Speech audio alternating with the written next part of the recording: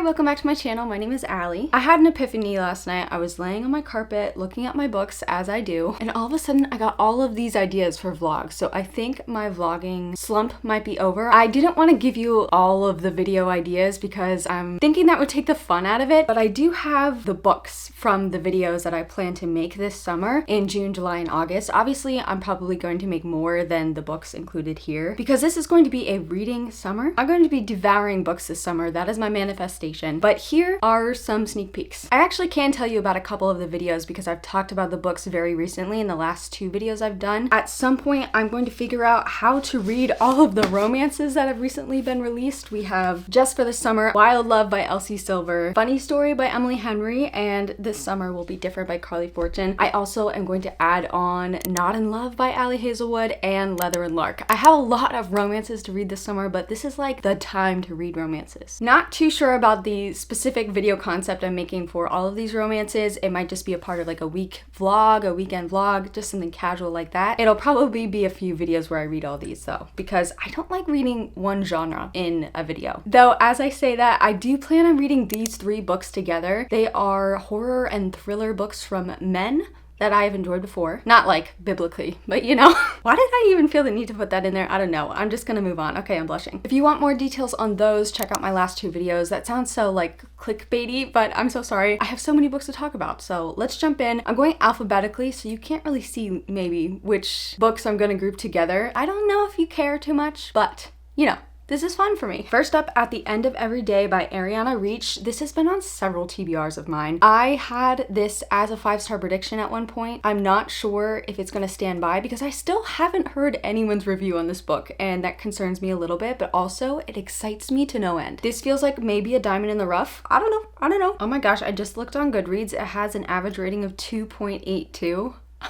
Again, terrifies and excites me. Anyway, this follows our main character named Delphi. She works at an amusement park and the park is shut down after some celebrity is hurt or killed on a ride. And Delphi is devastated because she feels at one with the amusement park. It sounds like it's going to get fantastical. People start going missing, so I don't know if Delphi is somehow killing them or maybe the park is eating them. I don't know if it's going to be set in reality, fantasy, if it's going to be a mixture, or if we're going to have to be guessing the entire time, which is what I secretly hope is going to be happening. There's also death cults, so that's fun.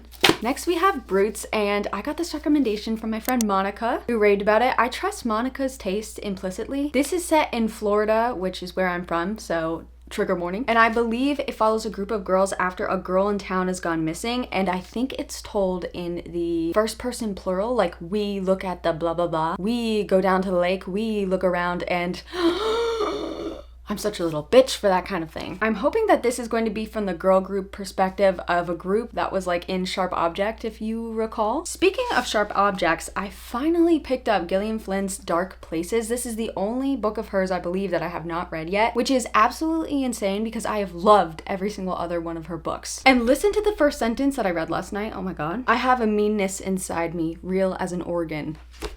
What is wrong with me that I haven't read this yet? Our main character's name is Libby, and a while ago her mom and 2 sisters were murdered in the Satan sacrifice in some town in Kansas. She survived, and she testified that her brother, who was 15 years at the time, Ben, was the killer. 25 years pass, and this group of people who are obsessed with these murders, probably weird sycophants. Let me just make sure I use the word correctly. A person who acts obsequiously towards someone important in order to gain advantage. What the hell why would they use big words to define other words? Now I have to look up what obsequiously means. Anyway, the group calls themselves the Kill Club, so you can imagine. They don't think Ben did it, and so they want to team up with Libby, our main character, to gather evidence and free Ben. And Libby is like, you know what? I'm broke, so I'm gonna try to make this profitable for me, which I think is interesting because I like how Gillian Flynn's characters are never completely likable or unlikable. There's just so many things going on with her characters. But as Libby finds more things out, she is now running from a killer. So good luck, Libby. We'll see how it goes for you. Then we have Frankenstein. This has been on many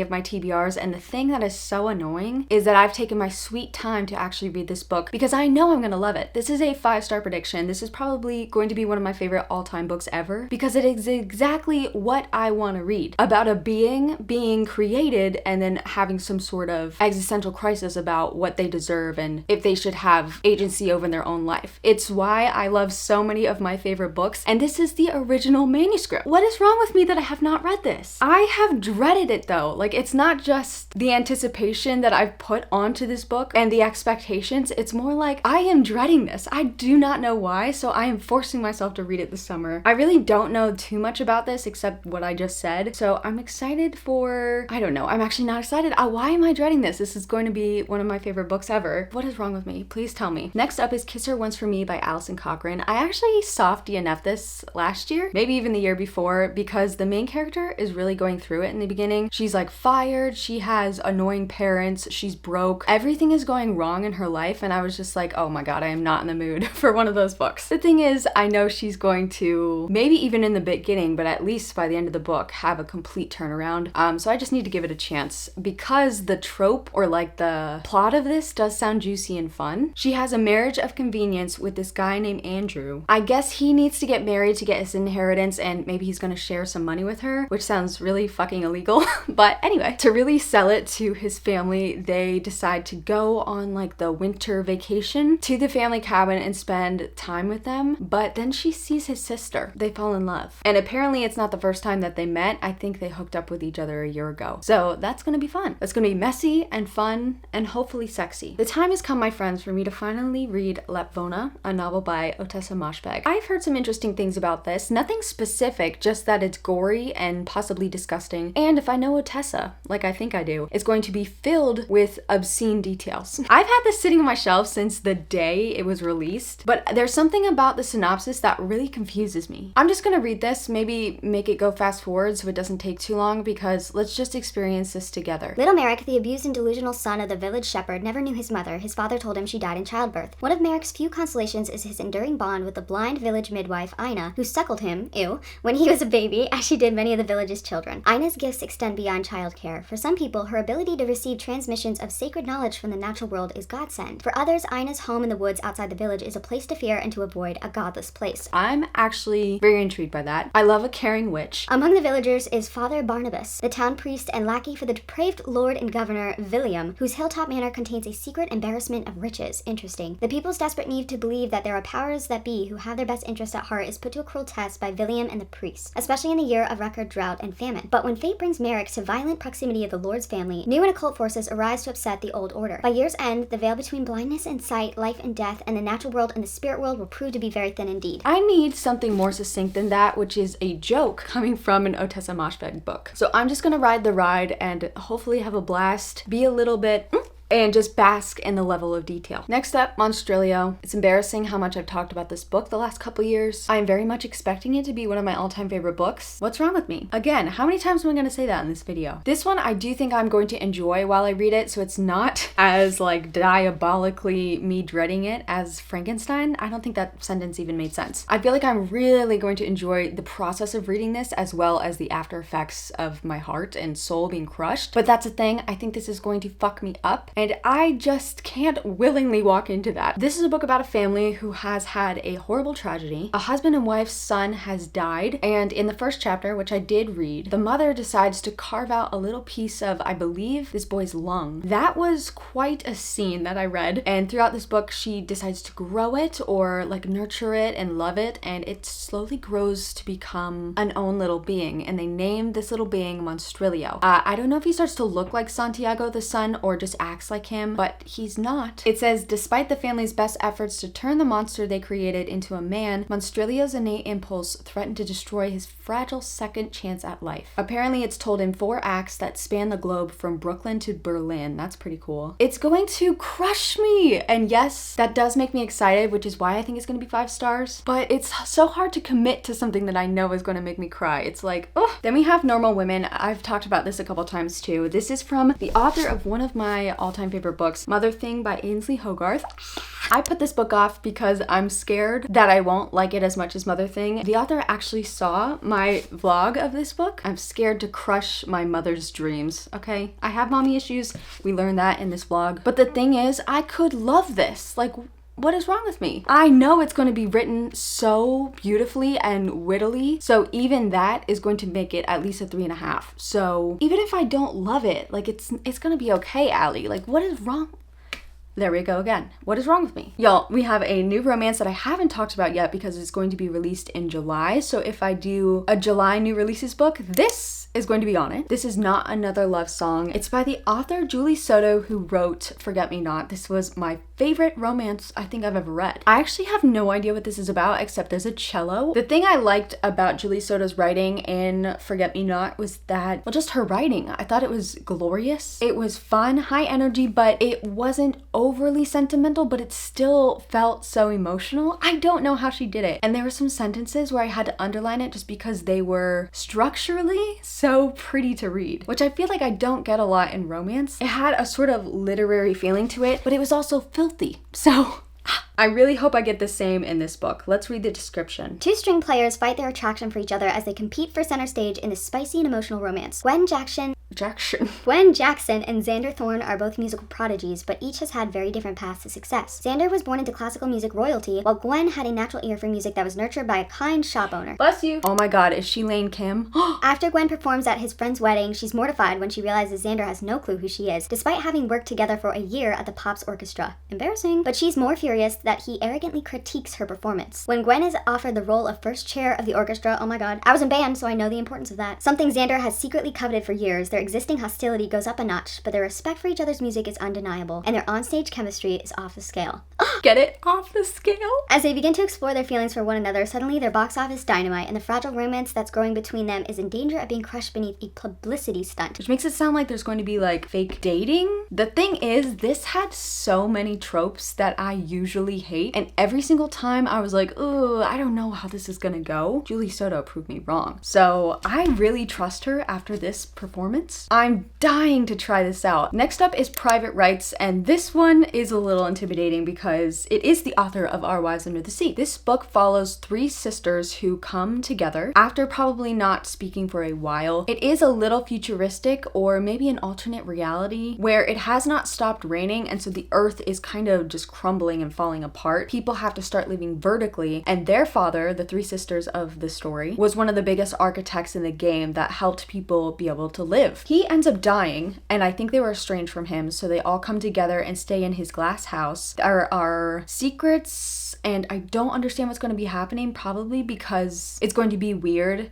sad, and like a spoiler, but they have an inheritance that's also the public's inheritance. I don't know what's going on here. Also, sorry, I did just talk about that book in my last video. My bad. Next up, we have The Writing Retreat, a novel by Julia Bartz. This is a book that I never really wanted to pick up, but I've seen some rave reviews. I also just love that little thing right there, that page turn. That's fun. Our main character is a writer, and she wins this contest to go to some cabin to meet this famous writer. And while there, it's like a group of women, including her ex-best friend and current rival, which I am so ready for that drama. I don't know why that's really calling to me. The author herself is a little unhinged and doesn't seem to be quite right. Like something's going on. She announces that there's actually a competition. While they're there, I think they're there for like a month, they each have to write a book completed, and whoever this author decides is the winner, which I feel is very subjective and probably not fair, that person will receive a life-changing publishing deal. Why do I feel like this is a Shining and everyone's gonna end up dead except our main character and maybe her ex-best friend who is actually secretly her lover? That's what I'm hoping kind of happens. Next up, We Are Okay by Nina LaCour. I have a few Nina LaCour books, and I've never read them. I always thought that I would read them in one video. I've heard pretty great things about them. I think this is YA contemporary, maybe some speculative imagery, but I think it's going to be like a extension of mental illness or emotion that sort of makes the character... Why don't I just read the back of the book? Because I actually don't remember what this is about. I am so annoying. You go through life thinking there's so much you need until you leave with only your phone, your wallet, and a picture of your mother. Marin hasn't spoken to anyone from her old life since the day she left everything behind. No one knows the truth about those final weeks and the tragedy Marin has tried to outrun. Not even her best friend Maybelle. Now, months later, alone in an empty dorm for winter break, Marin waits. Maybelle is coming to visit, and Marin will finally be forced to face everything that's been left unsaid and confront the loneliness that has made her a home in her heart. Okay, so maybe this isn't the book that has fantastical imagery, so strike that from the record. This is a very cool cover though. I love hard-hitting, like new adult or just hard-hitting YA, adult, any sort of hard-hitting, but I feel like the new adult, college age kind of thing really hits home because that's such a time in your life when you're trying to separate the things that people have done to you and the things that have happened to you and sort of separating that from who do you want to be and what kind of life do you want to make. Oh my god, that was beautiful. Allie! And finally, Young Mungo. Again, so many TBRs. Such high expectations I have for this book. I'm sure it's going to be 5 stars. Can't force myself to read it so far. I will be forcing myself to do that this summer. This takes place in Scotland. I think I said Ireland last time. I feel so bad for fucking that up because, like,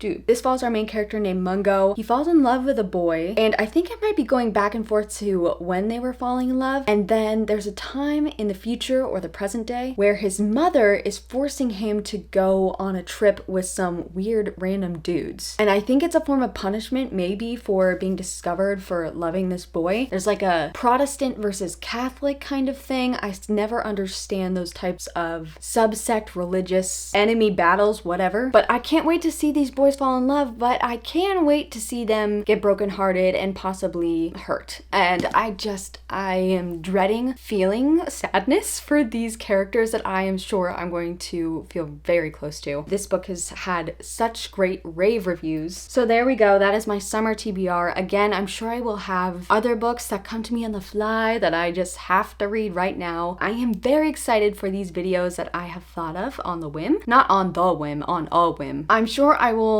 continue to impulsively make up video ideas, so I'm really excited for all of the creative vlogs that I want to. I mean, creative is a relative term, okay? My creative to actual creative, very different things, but I am just so excited to have fun while reading this summer. I have a feeling I'm going to just be eating books left and right. Not literally, because that is just a cruel, cruel thing to do.